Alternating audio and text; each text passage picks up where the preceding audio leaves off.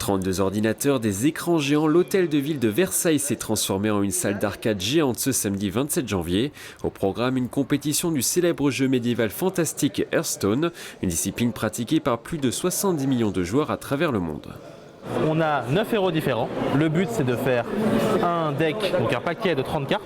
On réunit nos 30 meilleures cartes, on choisit le héros qu'on veut et on confronte notre héros au héros adverse. Et on va avoir un système de points de vie. La point de vie, c'est notre vie. Et le but, ça va être de mettre les points de vie adverses à 0.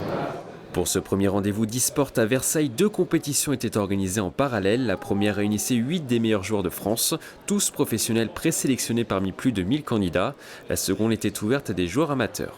Nous, on considère que dans les jeux vidéo, les gens ont l'habitude d'être actifs devant leur écran. Et donc, on considère que quand ils viennent, c'est juste pour regarder les joueurs.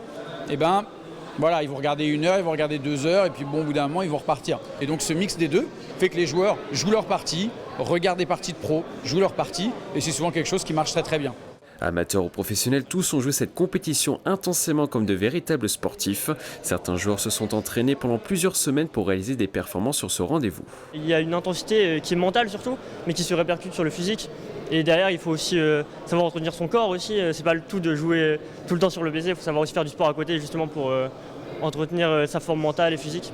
Des sacrifices récompensés comme dans toutes les compétitions sportives. Le vainqueur chez les professionnels a remporté 1 000 € et des lots ont été distribués chez les amateurs. Une nouvelle édition pourrait être programmée à Versailles prochainement.